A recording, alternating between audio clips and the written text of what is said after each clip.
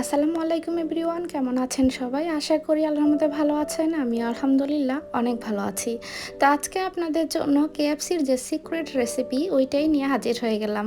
আশা করি পুরো ভিডিওটি দেখে আমার সাথে থাকবেন। পুরো ভিডিওটি দেখলেই স্টেপ বাই স্টেপ বুঝতে পারবেন যে কিভাবে এটা তৈরি হয়। তো আমি এখানে লেগ পিস নিয়ে নিয়েছি 14 পিস। আপনারা ইচ্ছে করলে হোল চিকেনের যে কোনো পার্ট নিতে পারেন, উইংস নিতে পারেন। এটা যার যার ইচ্ছা। তো এখানে আমি প্রথমে একটা বড় বোল নিয়ে নিয়েছি, যেহেতু আমি অনেকগুলো চিকেন করব সেজন্য। তো এখানে আমি প্রথমে 3 টেবিল চামচ সয়া সস নিয়ে নিচ্ছি। সরি, আমার সয়া সসটা প্রায় শেষের দিকে, তাই পড়তে যাচ্ছে না। তো 3 টেবিল চামচ সয়া সস নিয়ে নিলাম। তো এইখানে একটা ফিশ সস আমার কাছে এখন আপাতত ফিশ সসটা নাই, তাই আমি দিতে পারিনি। আপনাদের যদি থাকে আপনারা দিতে পারেন, না দিলেও কোনো সমস্যা নেই। তারপর এখানে আমি 2 টেবিল চামচ আদা রসুন পেস্ট দিয়ে দিলাম। তারপর টোটাল এখানে 1 টেবিল চামচ আমি জিরা গুঁড়ো দিয়ে দিলাম। তারপর 1 টেবিল চামচ আমি মরিচের গুঁড়ো দিয়ে দিলাম। তারপর এগুলোকে আমি একটু ভালো করে মিক্সড করে নেব।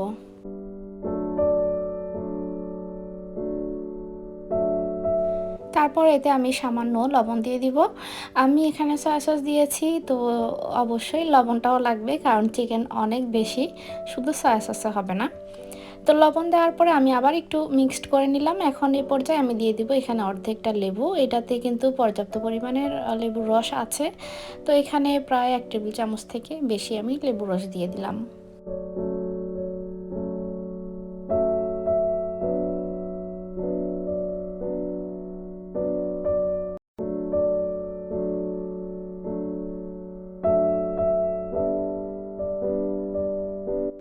তারপর এখন আমি মশলাগুলোকে ভালো করে মিক্সড করে নিলাম। এখন আমি একটু প্যাক্সিল দিয়ে দিলাম। তো এটা দিলে গ্রানটা খুব ভালো আসে। আপনারা যদি হাতের কাছে না থাকে তাহলে নাও দিতে পারেন, তবে অবশ্যই দেওয়ার চেষ্টা করবেন। তো এখন আমি একে একে চিকেন পিসগুলো দিয়ে দিব। তো এখানে একটা কথা, আপনারা অবশ্যই স্কিন সহ নেওয়ার চেষ্টা করবেন, কারণ স্কিন সহ যদি আপনি নেন এটা ক্রিস্পিটা খুব ভালো আসে। তো আমি এখানে দুইভাবেই করে দেখাবো। আমি স্কিন সহ এবং কি স্কিন ছাড়া দুইভাবেই আমি চিকেন নিয়ে নিয়েছি। স্কিন ছাড়া আমি 6 পিস নিয়েছি এবং স্কিন সহ আমি এখানে প্রায় 8 পিস নিয়েছি। তো টোটাল আমি 14 পিস এখানে চিকেন নিয়েছি। তো এখন আমি চিকেনগুলোকে সবগুলো দিয়ে মশলার সাথে ভালো করে প্রায় 7-8 মিনিট আমি এগুলোকে মশলা মিক্সড করে নেব।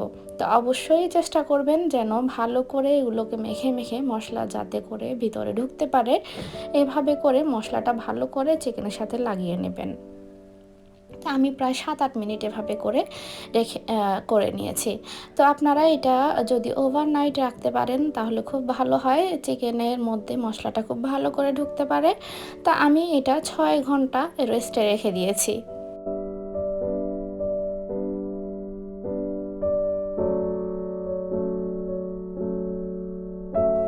তো এই পর্যায়ে আমি 1 টেবিল চামচ দিয়ে দিব গোলমরিচ। এখানে আপনারা সাদা বা কালো যে কোনো গোলমরিচ ইউজ করতে পারেন। তা আমি তারপর আবার একটু ভালো করে আরও 2-3 মিনিটের জন্য ভালো করে মেখে নিচ্ছি। তো এখন এগুলো আমি রেস্টে রেখে দিব। তো এই চিকেনে আমার বাটার মিল্ক আর কেক ফ্লাওয়ার দরকার। তা আমি এগুলো জাস্ট চিকেন ফ্রাই করার আগ মুহূর্তে আমি রেডি করে নিচ্ছি। তো বাটার মিল্ক তৈরি করতে এখানে আমি 1 কাপ মিল্ক নিয়ে নিলাম। তার মধ্যে আমি 1 টেবিল চামচ ভিনেগার দিয়ে দিলাম। তো এটা আমি 20 মিনিটের জন্য রেস্টে রেখে দিব। তো বাটার মিল্কটা আপনারা বাজার থেকেও কিনে নিতে পারেন। আমি আপনাদের সুবিধার্থে বাসায় কীভাবে ইজিভাবে তৈরি করা যায় সেটাই দেখাচ্ছি। তো এখন আমি কেক ফ্লাওয়ারটা তৈরি করে নিব। তো কেক ফ্লাওয়ারটা বাজারে পাওয়া যায়, তবে আমি বাসার সুবিধার্থে আমাদের বাসায় যে আমাদের হাতের কাছে পাওয়া যায়, তো তার জন্য এখানে আমি 3 কাপ ময়দা নিয়ে নিয়েছি। তো 3 কাপ ময়দার জন্য আমি আধা কাপ কর্নফ্লাওয়ার নিয়ে নিয়েছি। তো এগুলো আমি ভালো করে মিক্সড করে নিলাম। এটাই হচ্ছে কেক ফ্লাওয়ার, তবে অবশ্যই এটা আপনার ফলো করতে হবে। 3 কাপ ময়দার সাথে আধা কাপ কর্নফ্লাওয়ার। তো এখন তার মধ্যে আমি 1 টেবিল চামচ গোলমরিচের গুঁড়ো আর 1 টেবিল চামচ আমি পাপরিকা দিয়ে দিলাম। তো পাপরিকাটা আপনারা যদি হাতের কাছে না থাকে নাও দিতে পারেন, তবে থাকলে অবশ্যই দিবেন। তো 1 টেবিল চামচ আমি জিরে গুঁড়ো দিয়ে দিলাম। তারপরে 1 টেবিল চামচ আমি মরিচের গুঁড়ো দিয়ে দিব। তো এখানে আমি সামান্য প্যাক্সিলও দিয়ে দিয়েছি। এখন আমি এগুলোকে ভালো করে মিক্সড করে নেব। মিক্সড করে এক পাশে রেখে দিচ্ছি। তারপরে আমি দেখে নেব আমার বাটার মিল্কটা তৈরি হয়েছে কিনা। তো তার আগে আমি এখানে একটা ডিম ভেঙে এটা মিক্সড করে নিচ্ছি। তো এখন চলুন দেখি আমার বাটার মিল্কটা তৈরি হয়েছে কিনা। তো 20 মিনিট পরে দেখুন আমার এখানে বাটার মিল্কটা তৈরি হয়ে গেছে। এই যে দেখতে পাচ্ছেন একটু ঘন হয়ে গেছে, একটু চাকা চাকা দেখতে পাচ্ছেন। তো এই বাটার মিল্কটা ইজিভাবে ঘরে তৈরি করা যায় এভাবে। আপনারা চাইলে বাজার থেকেও কিনে নিতে পারেন। তো এখন আমার বাটার মিল্কটা তৈরি হয়ে গেছে। এখন আমি ডিমটা এর মধ্যে ঢেলে দিব। ঢেলে ভালো করে মিক্সড করে নেব। কেএফসি স্টাইলের স্বাদটা পেতে হলে অবশ্যই স্টেপটা করতে হবে, এটা স্কিপ করা যাবে না, এই বাটার মিল্ক আর কেক ফ্লাওয়ারটা। তো এখন আমি এটাও ভালো করে মিক্সড করে নিচ্ছি।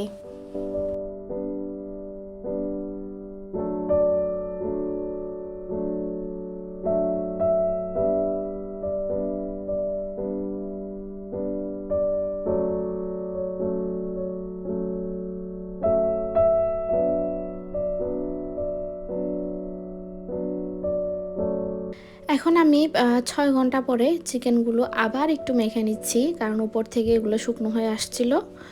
তো এখন আবার 2 থেকে 3 মিনিট আমি এগুলোকে ভালো করে মিক্সড করে ভালো করে মেখে নিব।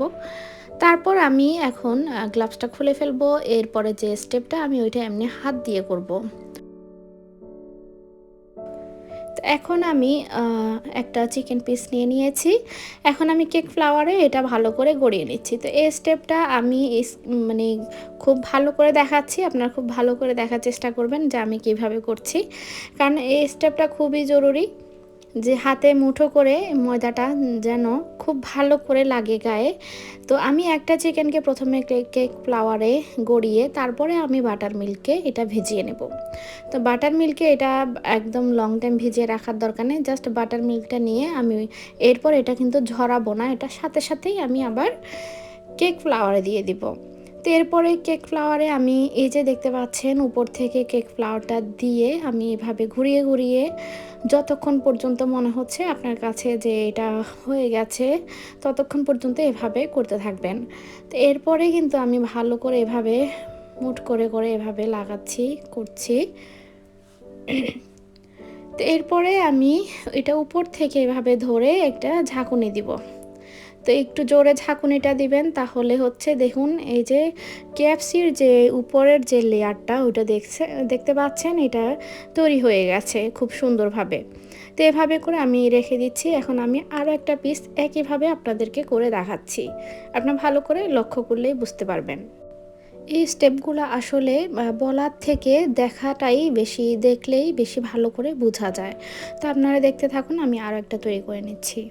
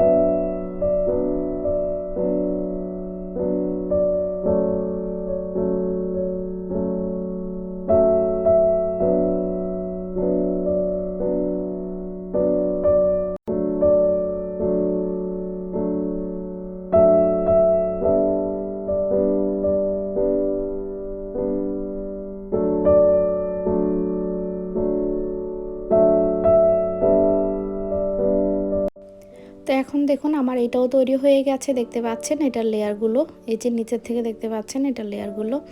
এইভাবে করলে উপরের লেয়ারগুলো খুব সুন্দরভাবে এবং খুব ক্রিস্পি হয়। তো আমি একইভাবে সবগুলো চিকেন এভাবে তৈরি করে নিচ্ছি।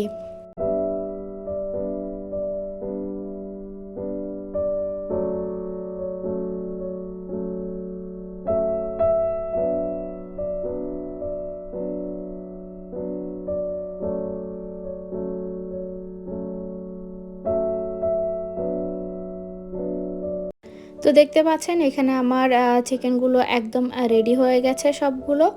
এখন আমি আপনাদেরকে ভেজে দেখাচ্ছি। ও আরেকটা কথা, যদি আপনারা ডিপ করে রাখতে চান তো এই অবস্থায় এভাবে আপনারা ডিপে প্লেট সহ রেখে দিবেন। তারপরে যখন একটু শক্ত হয়ে আসবে আপনারা জিপলক ব্যাগে ঢুকিয়ে রেখে দিতে পারেন বা বক্সে করে রেখে দিতে পারেন। তো এখন এইদিকে ভাজার জন্য আমি পাতিল বসিয়ে দিয়েছি, তার উপরে দেখতে পাচ্ছেন এরকম একটা ছাঁকনি বসিয়ে দিয়েছি যাতে করে নিচে লেগে না যায় সেজন্য।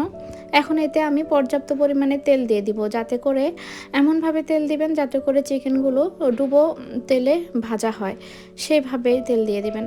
তো এখন এখানে আমি এই ছাঁকনিটা বসানোর পর আমার কাছে মনে হচ্ছে আরও তেল লাগবে, তো আমি এখানে 1.5 লিটার তেল দিয়ে দিয়েছি, তো আর দিচ্ছি না। তো এখন আমি তেলটা গরম হওয়া পর্যন্ত অপেক্ষা করব। তো দেখতে পাচ্ছেন এখানে আমি ছোট একটা টুকরো দেওয়ার পরে এগুলো সাথে সাথে ভেসে উঠে গেছে, তার মানে তেলটা একদম গরম হয়ে গেছে। এখন আমি চিকেনটা দিয়ে দিচ্ছি। আমার চিকেন পিসগুলো কিন্তু পরিমাণে একটু বেশি বড়। তো এখন আমি চিকেনগুলোকে ফ্রাই করে নিচ্ছি।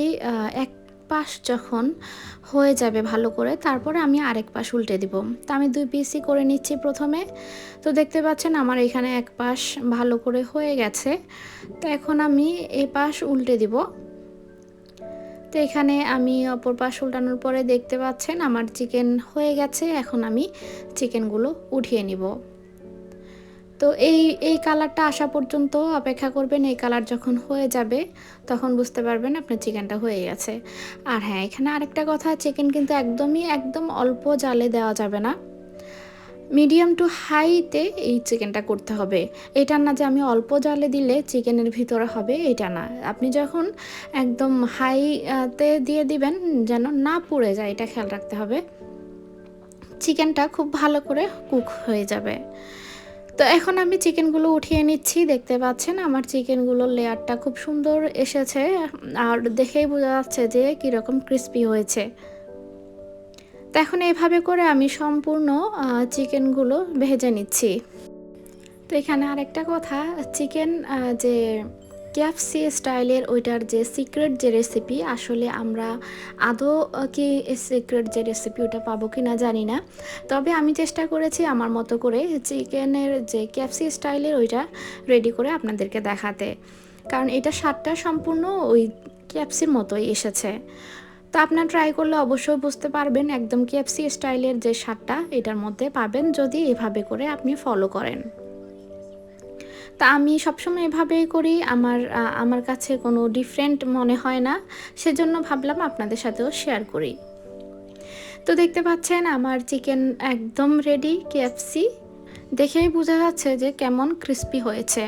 তো আশা করি আমার আজকের এই ভিডিওটি আপনাদের ভালো লেগেছে। ভালো লেগে থাকলে অবশ্যই like, comment, share and subscribe করে আমার পাশে থাকবেন। সবাই ভালো থাকবেন, সুস্থ থাকবেন। আজকের মতো এ পর্যন্তই। আল্লাহ হাফেজ।